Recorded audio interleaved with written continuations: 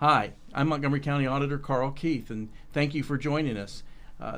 This is an episode of Auds and Ends, which is a program we began here in the Montgomery County Auditor's office about 3 years ago. We've been doing episodes once a month for the past 3 years, and it's an opportunity for us to meet some people who are doing great things in the community, contributing to our community in a positive way. We get to meet them, get to know more about them, and also get to know more about the organizations that they are involved with and the work that they do. And so this episode is going to be a little bit different than our normal episode. This episode is we're going to show some of the highlights of some of the people that have been with us in the studio and have we've gotten to know and learned more about what they did. Some of our favorite episodes, I guess. They're all my favorites. But these are some that are very special over the past 3 years. And so we thank you for joining us, and we trust that you will enjoy this look back on the last 3 years. Thank you.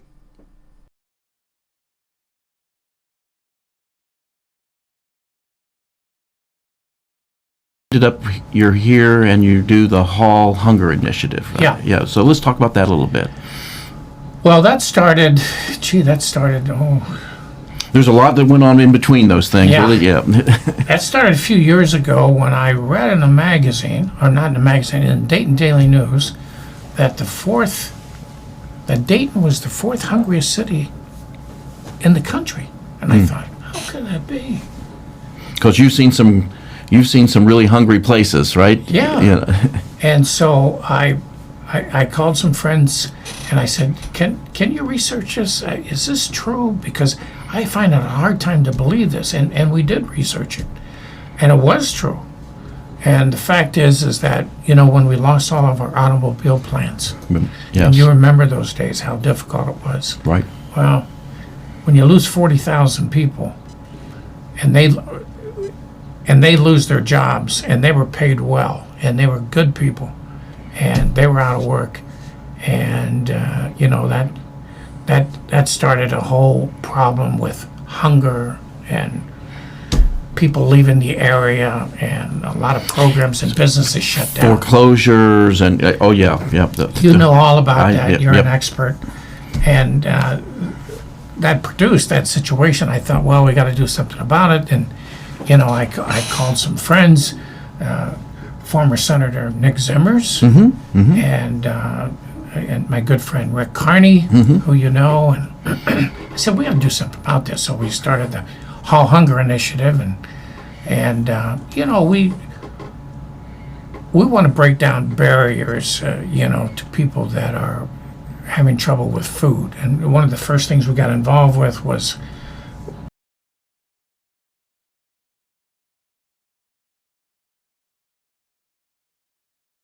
What about the brochures? Yeah, so we have plenty of brochures now in Spanish that I think were very much needed. So now when we go out to these events, there is information in Spanish, right? So we are continuing to bridge that communication gap, but not just in Spanish. Not just in Spanish. We right? have brochures. So I feel like the triennial update was extremely important, especially because we were in charge of something that some may see controversial, right? Like, why are my taxes going up? And sometimes it could impact a lot of community members. Why did the value of my home go up? And so these are tough conversations that need to be had. And therefore, I remember feeling like, okay, we need to communicate this effectively. And I may not speak Turkish, I may not speak Russian, but our brochures can definitely help in some way, shape, and form. And so we created a bunch of different brochures in 6 different languages. And I believe the 6 most common languages in Montgomery County are Russian, Turkish, Arabic, Swahili, French, and Spanish. Right, there you go. So, yeah. And I think that was really neat.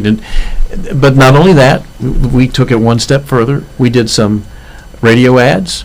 We did some radio ads in Spanish. Yeah, we did some with La Mega, which is a widely known radio station that many of our parents actually listen to in the mornings before work. And so I think that because we are part of the community, we understand where and how you can reach our community, right?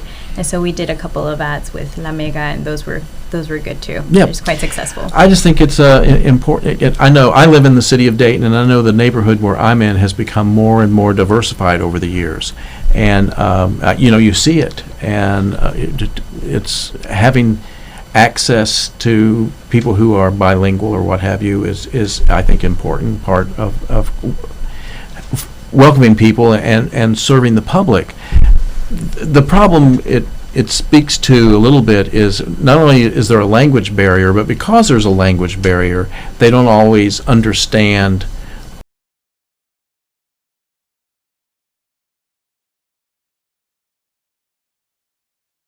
So 31 years. So what keeps you going after 31 years? I've always told people that I lucked out when I got this job at 19 years old. Yeah, so I'm not that old. But So you've been there since you were 19? Yes. Oh, how exciting. Okay. I've always been a people person and a pet person, and it just worked out so well. Do you have pets? Yes, I have a couple dogs and a cat. Okay. But it's worked out very well because I'm outgoing and I like to help people, and this has worked because not only can I get to spend time with animals, and it's mostly dogs, but getting to spend time with the dogs, and then like one of the most rewarding things is when you pick up a dog with a dog license, and then you see where it lives, and you pull up in the driveway, and the whole family comes out, tears in their eyes, just so happy to get their dog back. Those are the gratifying moments I remember so many times. That when I get a dog and it has that shiny tag hanging from its collar, it's just amazing. So what's a typical day like? I mean, how often does that happen? Well, there's no such thing as a typical day for an animal control officer. Okay. You never know what's going to happen when you come in. All right. You can come in, and each officer is divided up depending on how many people are working that day into different sections of Montgomery County. And you can have a stray that's been found, or anything you ever see in the news, anything from house fires to police events, car crashes, bad things and good things. There are dogs. Dogs are a part of everything that we do, and we are a part of that. So when you see there's an event or anything that's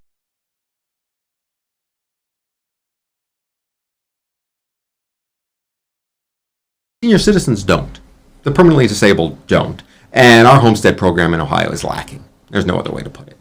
Compared to most states, especially with states with property tax burdens like we have, they have much more robust homestead programs. Right now, you have to make $40,000 a year or less, and then that takes $25,000, about $400 in Warren County taxes off yours. That's nothing. And it hasn't kept up with inflation. Almost nobody in Warren County qualifies for it anymore. Oh, that's too bad. Yeah, and so, under past administrations, anybody that was 65 or older qualified. So we would like to see the amount that it takes to qualify go up significantly, I think at least double, and then the savings go up significantly. And it can be tiered, but we would like to see both of those numbers to go up to help people that are... You should never be at risk of losing your home over property taxes, Right. And so those people should be the ones we protect. And I really think the state should step in and help do that to protect the seniors and the disabled. When you've heard me probably talk about the Summer of Love here. Yeah, yes, Yeah, yes. when they first made the change where anybody could be eligible if they were 65 or older, Right. we signed up 30,000 people that 3-month period in that summer. We called it Summer of Love. Absolutely. But now now they've put back this income requirement.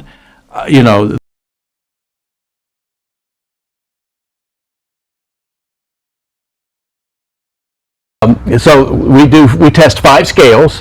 You mentioned we have a small animal scale, Yep. so that was for the rabbits bunny- and bunny chickens. rabbits and chickens, yep. Then we have one for sheep Yep. and goats. The goats go in Yep, sheep same. and goats. Yes. Then we have a hog scale. Hog scale. Hog scale. And then the big cow scale. And the big cow scale. And don't forget about the turkey scale. Oh, yeah. So there's a platform scale that we do the turkeys. Yes. And they weigh about 50 pounds. About 50 pounds. About 50 pounds. That's a flat platform scale. But and then the cattle scale, when we do our tests, we have to max out. We try to max out the scale, and Yep. so Because we don't a cow have can weigh up to about a 2,000 pounds about or a ton. Yeah, about a ton. So our inspectors, we've got these weights in our trucks that we bring out here, but we don't come up with that kind of weight, because we usually don't do that kind Yeah, on of the weight. big scales, they said that you actually bring an outside firm in to do the great big The scales. big scales, correct. But yeah, so basically we weigh all of ourselves on the scales, and then we just put a whole bunch of people on the scale, and Yeah, sometimes we have to have people and we tell them they have to be the cows. So we have fun with it, but we know it's important. We know it's important because these young people have spent a year raising these animals. oh, absolutely. Yeah, I mean, a steer project starts all the way back really in September, October, and so these kids will have their animals all the way through July, so they do get quite attached to them.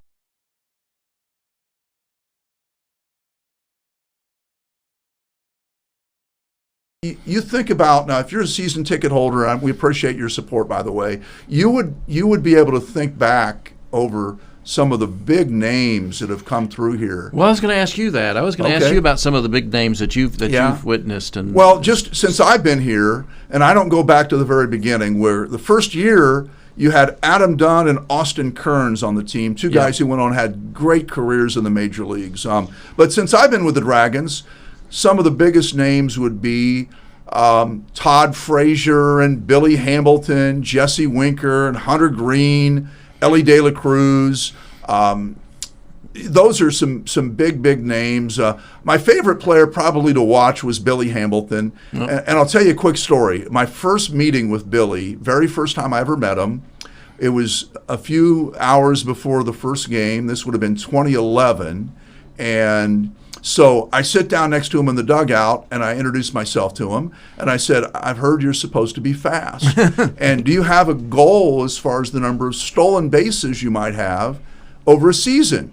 At that time, our team record was 37 stolen bases in a year. Okay. And he told me his goal, and he had a mathematical formula based on the year before he had 48, and they played exactly half as many games as we were going to play that season. So he wanted to just double it, stay on the same ratio. So his goal, he told me his goal was 96. And again, our club record was 37. So when he told me his goal was 96, I was like, whatever, man. That is, you're not even going to get close to that. So good luck with that. Well, he had broken the club record by the end of May. And by the end of the season, he had actually sold himself short, because by the end of the year he had 103, probably the end of April, and they knew what was coming next, and that was he was going to run.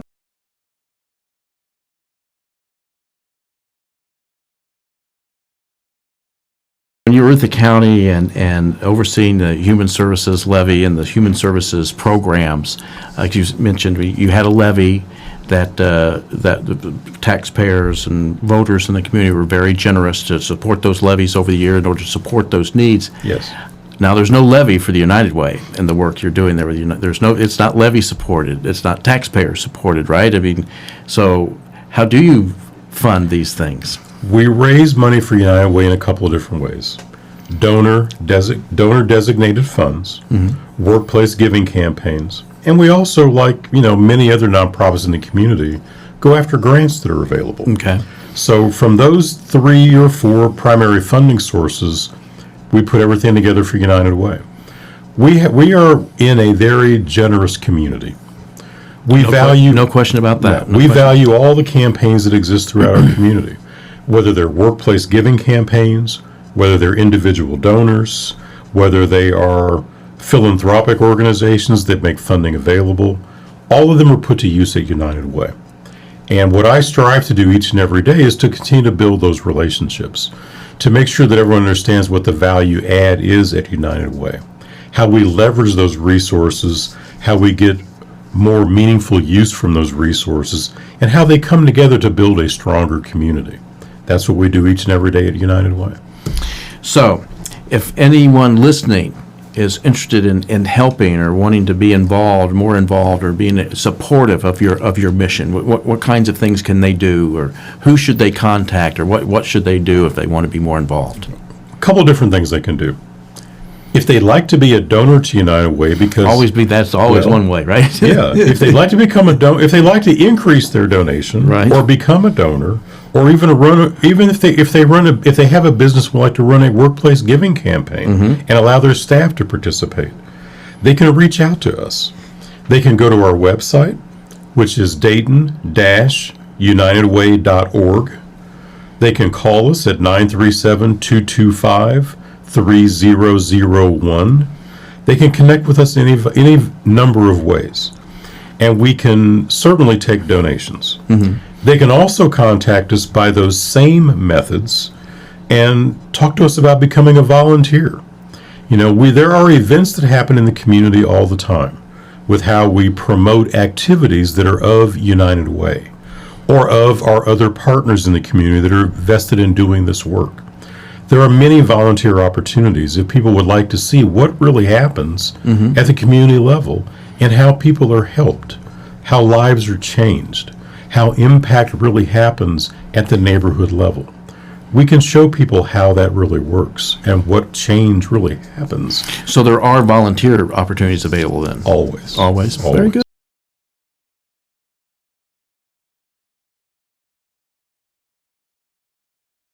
You know this issue really well and have studied it quite a bit. And so kind of just fill us in a little bit about what redlining is and the history of it, just a little bit, just briefly. Okay. So in the 1930s, after the Great Depression, there were just foreclosures everywhere. And banks were struggling, and the federal government came up with a plan to create a department called the Homeowners Loan Association Corporation, and HOLC, Homeowners Loan Corporation. And what that corporation wanted to do was to make sure that banks succeeded. And so someone there thought that, well, what we ought to do is to map all of the cities and show lenders where it was appropriate to make loans that would be successful and where it would be hazardous. And so they divided all of the metro areas up into 4 colors. Green, which were the areas that were called hotspots, and lenders could make their maximum loans. Okay, then there was blue and there was yellow, or blue and yellow, and they were not as great as green, and then there was red. And lo and behold, we found out that green areas were all consisted of white people. And then the yellow and blue were diversified, and in red is where the majority African American and black folks lived. And what was problematic about this, and it still remains today, is that mechanism that they set up to help banks make successful loans, that methodology creeped into every decision that was made in those geographical areas. So red was termed hazardous. And so when municipalities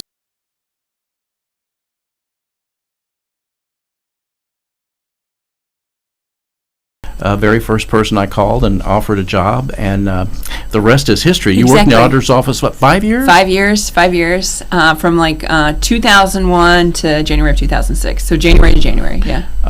And left when you became, when you were elected Dayton City Commissioner. So you Correct. were if I got this right, you were the youngest woman ever elected to the Dayton City Commission. Yes, I mean, it's not hard. There's only been 7 women elected to the Dayton City Commission, so it was easy to be the youngest. And I was 29.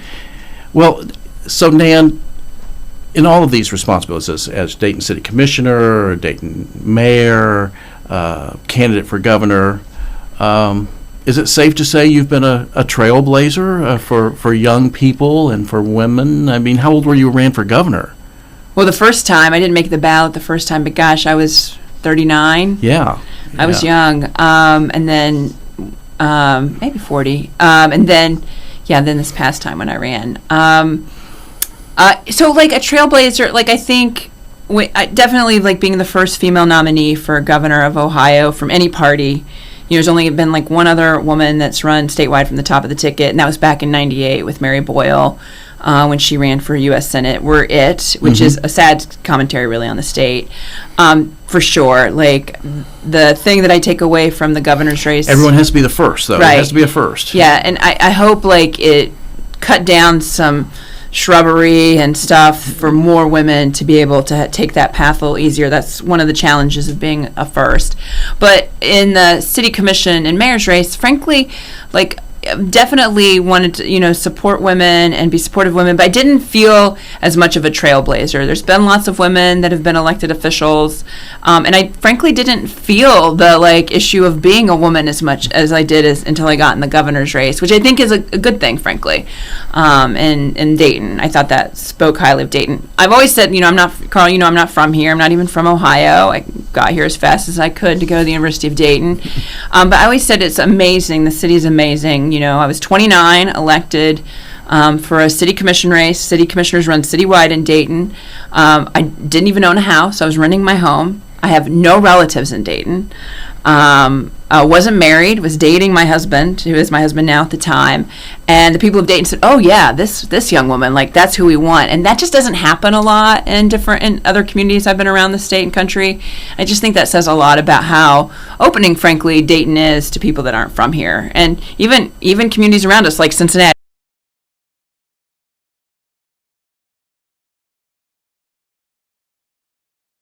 Been on the city commission as a commissioner and now as mayor. You're in your first term as mayor, sir. right? Your first term as mayor, and you've served the city again for a variety of point of views.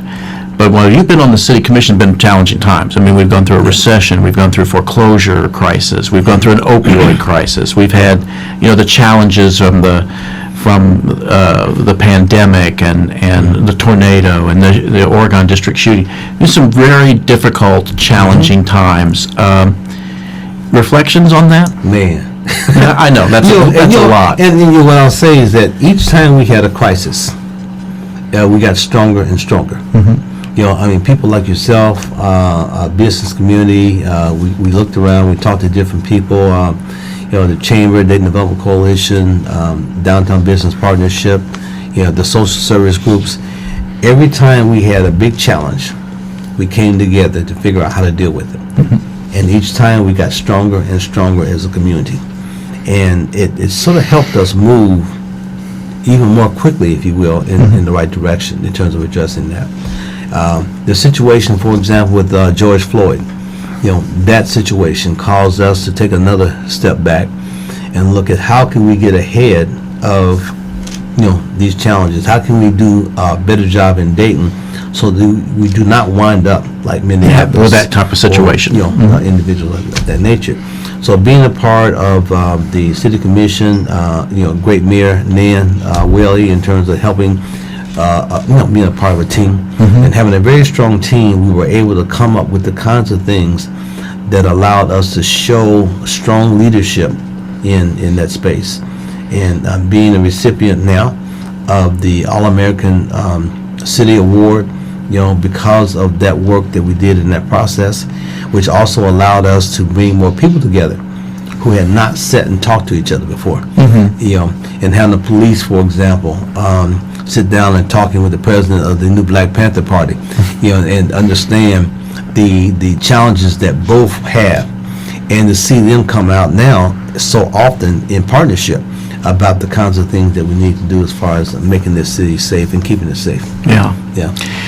Now, so one of the things is, in my role as county auditor, of course, I've had to work with the city closely on housing issues and property issues around, and again, going through the period during the recession and the housing crisis, we saw property values in the city. Again, we want to say thank you for joining us today and for this episode of Odds and Ends, a kind of a recap of our last 3 years and some highlights. And it's been a great 3 years. We've enjoyed doing the program and hope to continue doing it for some time to come. Again, thank you for joining us.